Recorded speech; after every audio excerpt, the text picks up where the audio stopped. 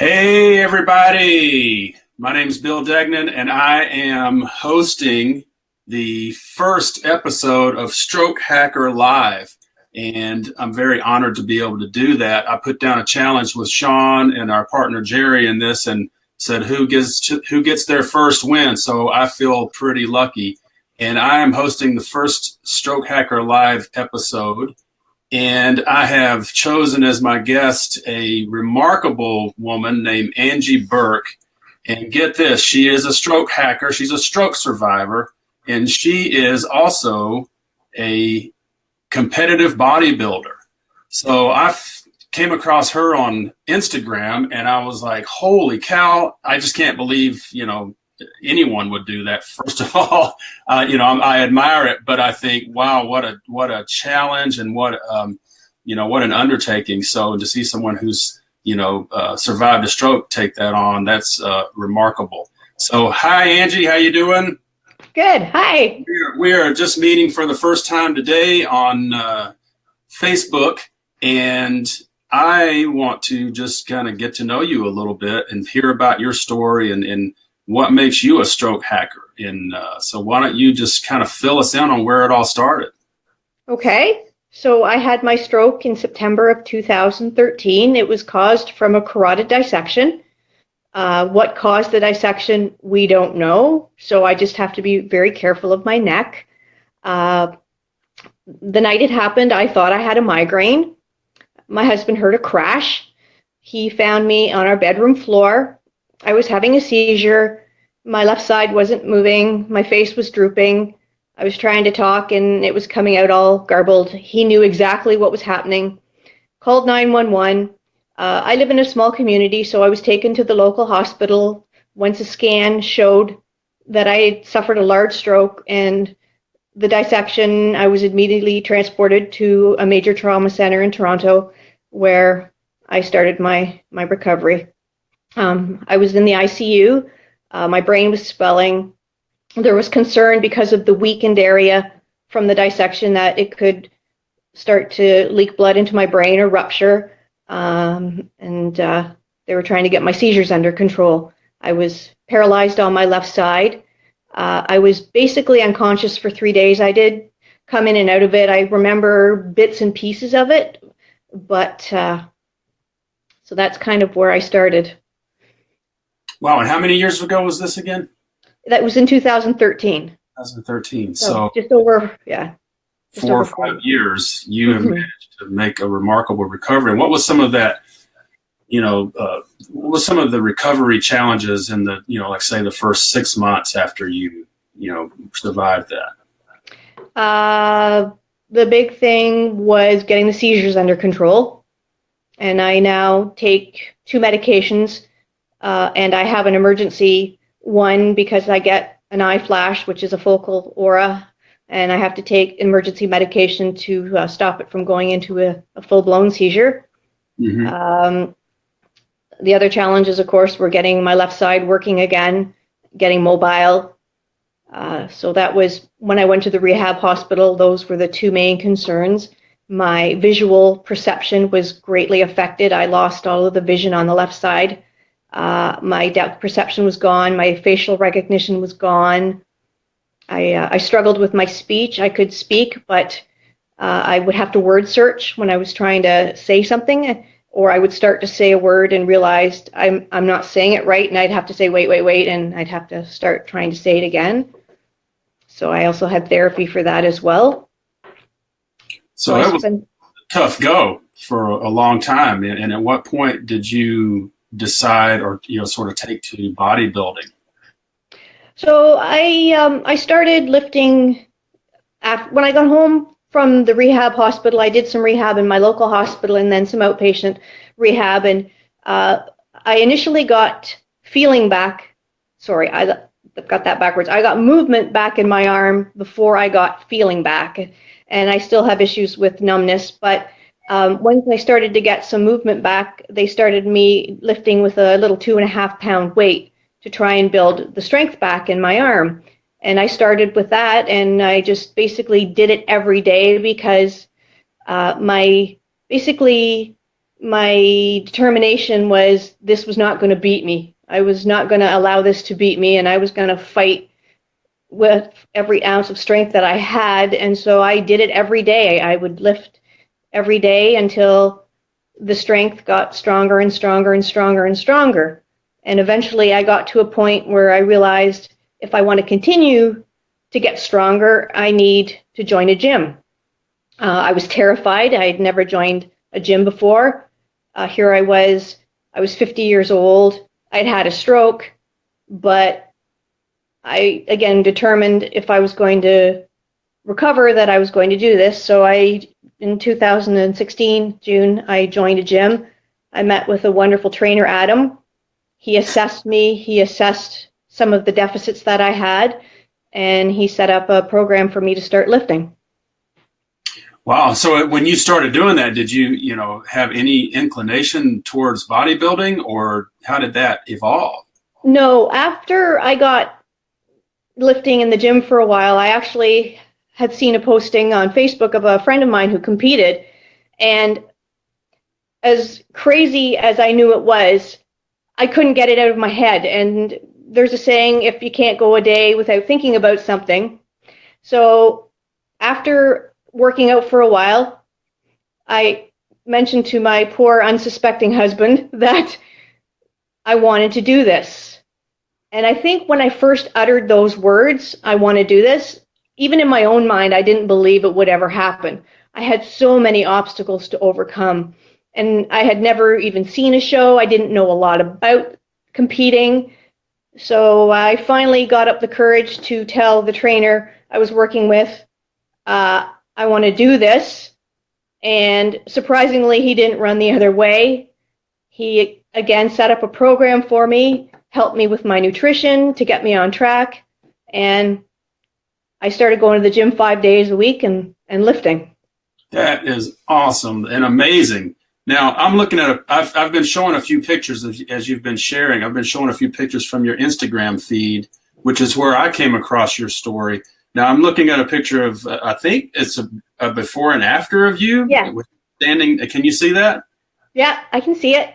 Wow. And so that was pre-stroke or post-stroke, that before? The first one was pre-stroke. Wow. And the other picture is from when I competed in my first competition. Wow, that is amazing. So let me tell you, let me ask you this. I read a little bit about your story, and in just a few things you shared with me prior to the show. And the first word that came to my mind is determination. And because it seems to me it had to have all come down to determination. At some point, it seems to me you would have had to have determined you were going to do this. So, when you really said, okay, this is where I'm going for sure, when did that happen, and how did that happen with your mindset? So what happened, we went and watched a show. Mm-hmm. My husband and I went to watch a show because I wanted to see what it was all about. So we went to see a show, and I had been lifting for quite a few months at that point. And after the show, I said to my husband, yeah, I think I can do this. I want to do this. So a few months later, I actually registered for a show that was approximately 4 months away. I started lifting more frequently and seriously.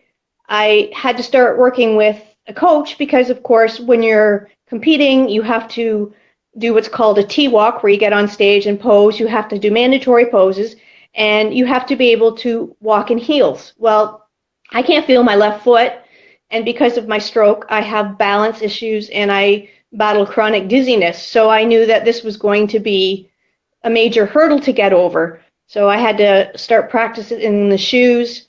I was going to posing classes once a week, working on my posing, and that added on to the working out 5 days a week and lifting in the gym that I had to do. But so you did that with a solid goal of, I'm going to do this, and so every day in that gym you had to make that determination. So was that a one-time decision, or was it a daily decision? It was a daily decision. I mean, I have neuro fatigue from the brain injury from my stroke. I have neuropathic pain in my left side, my affected side. So there were many days where it was like, oh, I really don't want to do this today. I'm tired, I hurt, but I just thought, no, I want to do this. I want to prove to myself and I want to prove to other stroke survivors that I can do this. So I would get my gym gear on and I would drag myself to the gym and I would get my workout done because, again, I wasn't going to let this stroke beat me. I was not going to let this stroke beat me.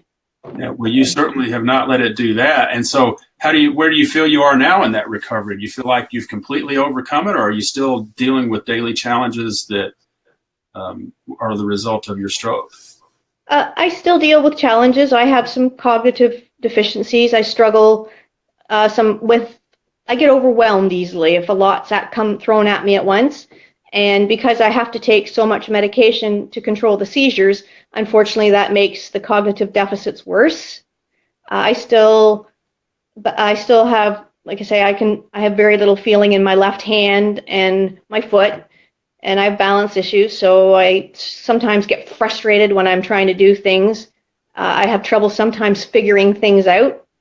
My memory has been affected, so I've had to find ways to deal with that.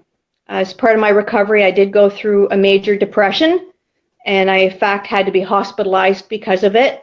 I'm happy to say I received treatment and I've overcome that, but I still have days where I wonder, why did this happen to me? I mean, I lost my nursing career because of my stroke, and that was a hard pill to swallow. So I still have my daily struggles. I'm sure. So what would you say to a stroke hacker out there? Someone maybe recently had a stroke or is just maybe caught in a funk and trying to decide, trying to figure out what's next in their life. What would you offer to them? Take it a day at a time. That's all we're given. None of us know what tomorrow might hold. So just take it a day at a time. Just, you know what? I'm going to get through today. And really, for me, things just kind of happened. I didn't force anything. I didn't go looking out to compete. I didn't go looking for it. Just kind of things fell into place. When I decided to compete, I found a gym. I found a trainer. I found a coach. It just kind of all fell into place. So I just kind of let things happen naturally. I don't try and force anything. And really, my motto I live by now is dream big and be crazy enough to think it can happen. Hey, right on. I mean, that's great advice for anyone. So I'm going to remember that one. So, I really want to thank you for sharing. We could probably go on. I'd love to learn more about your story, and I know a lot of people out there would also. So I've put your Instagram moniker on the screen so people can hit you up on Instagram. That's where I found you. So I'm glad you were willing to connect with us and have this show. Again, folks, I'm Bill Degnan. I'm doing the very first Strokehacker Live video, and I hope not to do many more of these because we started the Strokehacker community really as a place of sharing for stroke survivors and stroke hackers, people who maybe have other challenges, traumatic brain injury, addiction recovery, you name it. We want this to be a community. So we're putting the word out that, with this Strokehacker Live concept, we want to engage people like yourself, even Angie, to possibly consider hosting their own show, and we'll facilitate it just like we are here now. And I can run graphics from behind the scenes instead of trying to host a show and do this at the same time. But it's not hard. It's very easy. I think you can attest to that.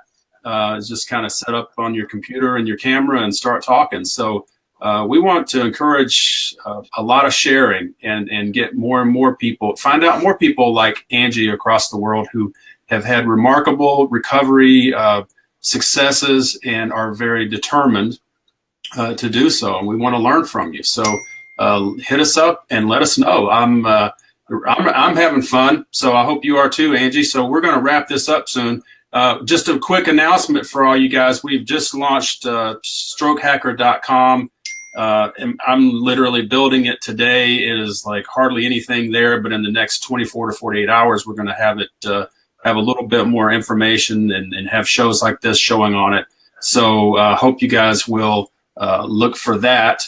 And big news with that is Sean's going to be doing some things. I'm going to spend some time with him next week in Los Angeles, going to a new kind of gym, I guess is the best way to put it, the Bulletproof Labs, which is a big deal for Sean, and he's really finding a lot of cool things there, and we're going to share some of that. So we'll be doing that through the Strokehacker.com and the Strokehacker Facebook group. So please share this. If you're still watching it, share this in your Facebook. Try to find other stroke hackers out there that'll join our group, the Stroke Hacker group.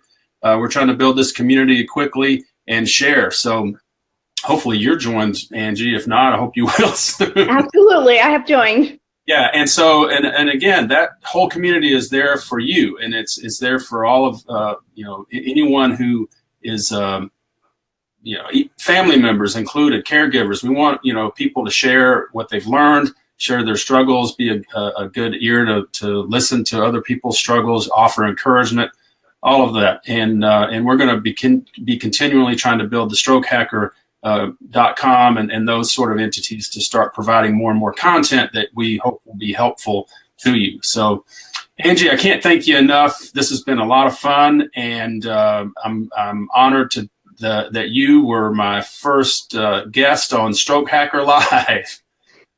So, and by the way, guys, she's Canadian. We didn't even talk about that. You guys are from up in the Toronto area. What's the city you're in? It's Lindsay. It's a small town. Yep. Yeah. Small towns are great. Hey, but one thing I forgot to say, obviously you've competed in several bodybuilding competitions, but you were telling me just before we went on about an award you got, and I hope you could quickly share that. So in our community, each year they have a competition, you can say, where people can nominate women that they feel are extraordinary. And there's different categories. There's businesswoman, there's entrepreneur, and one of the categories is determination. And I was honored to be nominated in that category, and I actually won an award for my determination for fighting back after my stroke. Well, I think we can all agree you deserve that one. So all the best to you, and I'm looking forward to following your bodybuilding career, and nothing but proud to have been able to do this with you. I thank you. All right, Facebook Live world, we're going to sign off. Thanks for spending some time with us. Angie, I hope you have a great time up there in Canada and have a great day, and the same to all of you guys in Facebook land. Have a great one, guys. We're going to sign off.